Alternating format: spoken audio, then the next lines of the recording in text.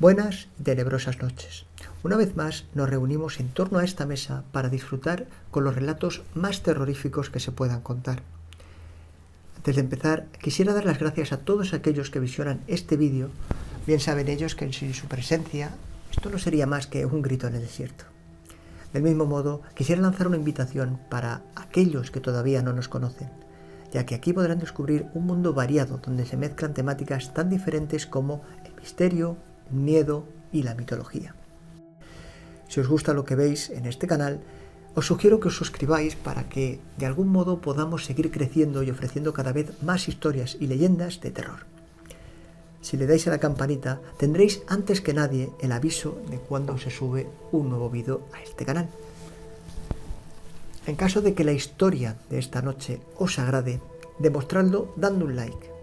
Así podemos llegar a más espectadores a modo de sugerencia.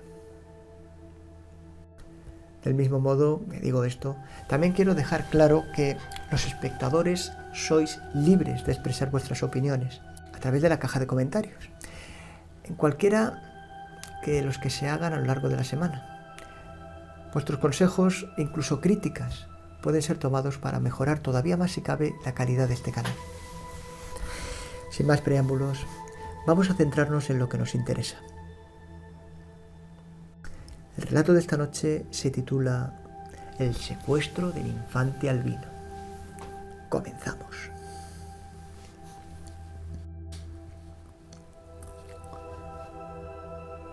Existe un pueblo en Murcia cuyos orígenes se remontan a tiempos de los romanos. Este asentamiento inicial ofrecía la ventaja estratégica de estar en la linde de un barranco que dificultaba bastante las escaramuzas de los bandidos. De hecho, este lugar se levantó siglos antes una pequeña empalizada y una torre de vigilancia para que los soldados del Rey Lobo recibieran las señales de socorro de otras aldeas situadas a varios días de camino. Bajo la monarquía de este rey islámico, el comercio y la sociedad florecieron en todo su territorio como nunca antes se había visto. Las relaciones con los reinos musulmanes que se avecinaban eran cordiales e incluso con los reyes cristianos existía un respeto mutuo. Dentro del palacio, las conspiraciones eran rápidamente aplacadas mediante sentencias de muerte inmediatas, ya que este gobernante poseía una red de espía y confidentes que le permitía llegar a casi todos los rincones de la corte. Cierto día le llegó la propuesta de construir un castillo de vigía en la aldea de Limbraya, ya que su ubicación al borde del barranco lo hacía idóneo para adelantarse a un ataque enemigo. El Rey Lobo accedió con agrado y entusiasmo, aprobando los fondos necesarios para su construcción. La fortificación tardó cerca de 3 años en completarse y una vez finalizada, un emisario fue enviado a palacio para informar al monarca de su finalización. El dirigente del reino se alegró mucho por la consecución de las obras y dispuso una comitiva real que se desplazaría hasta la localidad de Limbraya con la finalidad de inaugurar y examinar personalmente la estructura. Ante la inusual eventualidad de la visita del rey, toda la villa se adornó con sus mejores galas. Incluso la noticia llegó a oídos de las localidades colindantes, cuyos habitantes no desperdiciarían la oportunidad de acercarse hasta la pequeña villa con tal de ver a los moradores de la corte. Una semana después de finalizadas las obras, la caravana real con el monarca al frente hacía su entrada entre gritos y júbilos de los espectadores que se agolpaban en la pequeña localidad murciana, hasta el punto de que la guardia del palacio tuvo que abrirse paso a base de gritos, empujones y golpes. El Rey Lobo, acompañado por su esposa, inspeccionó el fortín recién construido a lo largo de la breve visita a la que fue guiando el arquitecto de la obra. Una vez de vuelta en el exterior, saludó a los centenares de súbditos que, enfervorecidos, le vitoreaban con el brazo en alto. Momentos después, como ofrenda a Alá, recitó unos cuantos versos del Corán antes de que se dispusiese a soltar un mirlo en señal de buena suerte. Cuando el pájaro quedó libre del aprisionamiento humano, echó a volar con toda la vitalidad que sus alas le permitían. Un par de segundos después, todos los gritos y algarabías enmudecieron de golpe, cuando el mirlo fue atrapado al vuelo por un águila real, el cual no pudo ser abatida por los arqueros que formaban parte de la escolta. Todos los allí presentes sabían perfectamente lo que significaba aquel suceso. Era un inequívoco signo de mala suerte, como si una maldición estuviese a punto de cernirse sobre sus cabezas. El rey lobo dio orden de partir de manera inmediata de vuelta a la capital, donde solicitaría al imán real que le interpretara los presagios acontecidos y, de paso, que le prestara protección mediante oraciones y amuletos. Justo antes de iniciar la marcha en dirección a la salida de la villa, el capitán de la guardia observó a un hombre alto y delgado que iba envuelto en una túnica de saco. Ocultaba su rostro tras una capucha del atuendo. Al darle el alto, el sujeto en cuestión echó a correr en dirección a los campos, pero enseguida fue alcanzado por los guardias a caballo que permanecían alerta. El tumulto originado llamó la curiosidad del rey, que quiso saber qué es lo que había ocurrido. El sospechoso fue llevado ante la presencia del monarca y una vez ante él le fue retirada la capucha. Todos los asistentes dieron de manera instintiva un paso hacia atrás al descubrir que ese hombre era en realidad un albino. No pasó ni un segundo en el que alguien lo acusó de ser el causante del mal presagio acaecido por el ave durante la ofrenda, a lo cual el resto del populacho se le sumó sin hacer preguntas. La cara del arrestado se tornó en pánico ante tal escarnio social.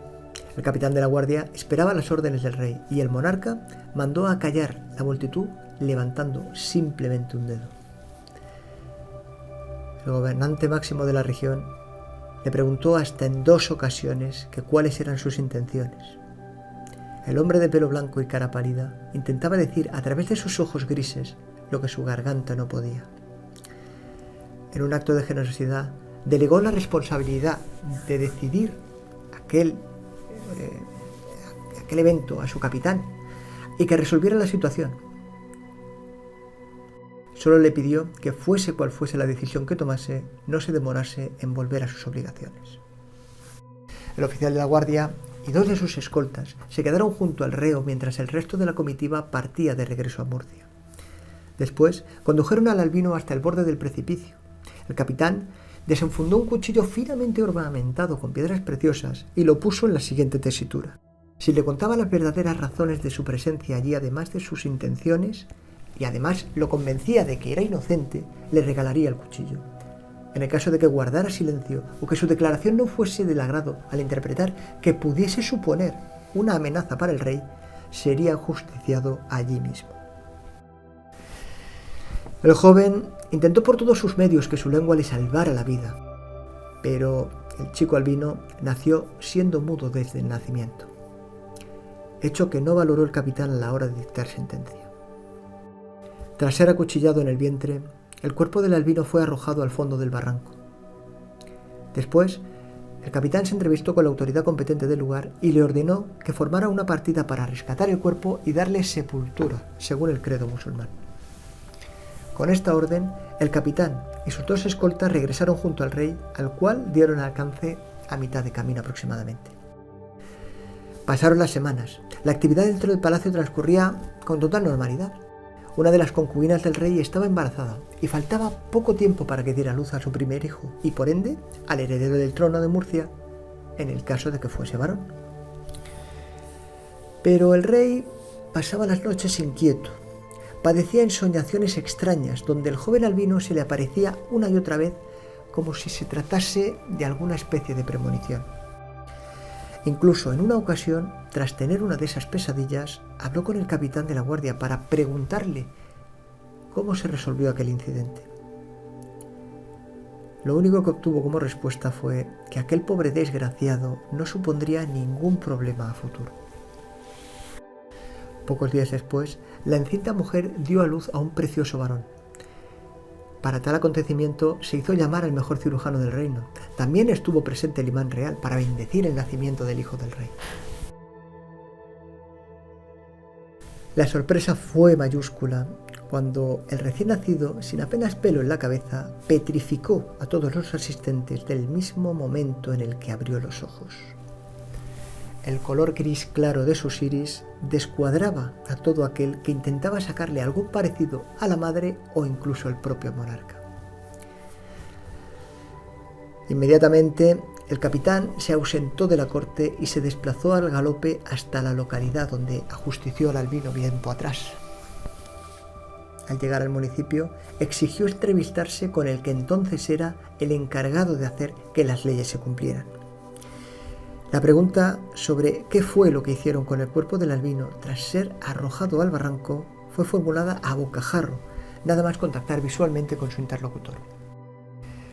El responsable administrativo guardó silencio unos minutos, bajando la cabeza en señal de vergüenza. Ante la insistencia traducida en una considerable elevación de voz por parte del militar, el achantado hombre solo atisbó a decir que tras su marcha, él mismo, junto con otros 4, descendieron al fondo del barranco para dar sepultura a aquel hombre, pero que, inexplicablemente, no encontraron el cuerpo. El capitán lanzó la hipótesis de que la posibilidad de que hubiese podido sobrevivir, a lo que el lugareño negó categóricamente. Según él, nadie sobreviviría a un apuñalamiento y a una posterior caída desde esa altura. Lo que no conseguían razonar era por qué ni siquiera había rastro alguno de sangre que pudiera haberles conducido a su ubicación. Simplemente es como si aquel suceso nunca hubiese ocurrido. Contrariado por las declaraciones obtenidas, el capitán regresó a la capital y durante el transcurso del viaje fueron varias las ocasiones en las que le pareció ver al albino aparecer y desaparecer entre la gente de forma tan fugaz que comenzaba a dudar de su propio juicio. El rey, por su parte, interrogó a la madre del niño para averiguar si sabía la razón por la cual su hijo tenía esas particularidades tan especiales. Incluso la directora de las esclavas encargadas de sus cuidados aseguró por su vida que la recién parida no había recibido visita alguna de nadie que no fuese el monarca. Para el rey eran muchas las coincidencias que se estaban dando con respecto a ese tema, de forma que fue a hablar con el imán real, un hombre muy anciano y a la vez lleno de sabiduría obtenida de los escritos y las vivencias. El hombre santo interpretó el nacimiento como un regalo de Alá, regalo que le había otorgado por su inquebrantable fe y su buen hacer para con el pueblo. Así que su consejo era que lo protegiese con especial celo, ya que su condición de albinismo podía despertar motivos de odio contra él por el simple hecho de ser diferente. Horas después, el capitán hacía acto de presencia en palacio y solicitó audiencia con el rey. El monarca fue informado del misterio acaecido en Limbraya y el jefe de la guardia recibió la orden de proteger al pequeño infante de cualquier peligro, ya fuera externo o interno. El capitán impartió la orden de arrestar y encarcelar a todo aquel sujeto que tuviese el pelo y los ojos blancos, exceptuando a aquellas personas mayores que por edad tuviesen la cabellera completamente llena de canas. Durante los siguientes 3 días, y tras una exhaustiva búsqueda de albinos, no se registró ningún detenido con esas características. Lo que sí fue notorio por su misterio se refería a las afirmaciones de varios guardias que aseguraron ver a un albino con una túnica de saco merodear entre la gente cuando la multitud se concentraba en los mercados o en los rezos. Al intentar darle alcance, el sujeto simplemente se desvanecía sin dejar rastro. Lo más extraño del caso es que la gente a la que se le interrogaba inmediatamente después no se había percatado de la presencia de nadie con la descripción que aportaban los guardias. Un mes después, los astrólogos del reino advirtieron al rey lobo de la cercanía de un eclipse lunar, que todavía estaba en proceso de estudio con respecto a la implicación mágica en la vida del reino. Los días previos al acontecimiento celestial, los avistamientos de personas albinas por parte de centinelas, patrullas e incluso algunos ciudadanos se multiplicaban. Pero como ocurrió en las anteriores ocasiones, no consiguieron atrapar a ninguno. De hecho, algunos soldados de la guardia del rey comenzaban a elucubrar si lo que veían era en realidad espíritus o fantasmas relacionados con el eclipse. capitán estaba al tanto de los rumores y de los crecientes temores entre la soldadesca, de modo que amenazaba con penas de cárcel o castigos con látigo a todo aquel que se atreviese a difundir miedo en los corazones de los soldados. El día del eclipse, la corte despertó sobresaltada ante la presencia de un puñal ensangrentado que había sido depositado en el trono del rey lobo. El monarca interrogó al responsable de su protección sobre la procedencia y el dueño del arma. El capitán reconoció inmediatamente el cuchillo con el que dio muerte al albino en Limbraya y alegó que alguien se lo debió de sustraer la noche anterior sin que él se diera cuenta. Este funesto hecho, junto con las apocalípticas predicciones por parte de los astrólogos del significado mágico de aquel eclipse, hizo que el monarca redoblara la guardia dentro del palacio, especialmente cerca de los aposentos de su hijo. Cuando se acercaba la medianoche, el eclipse lunar se originó durante varios minutos,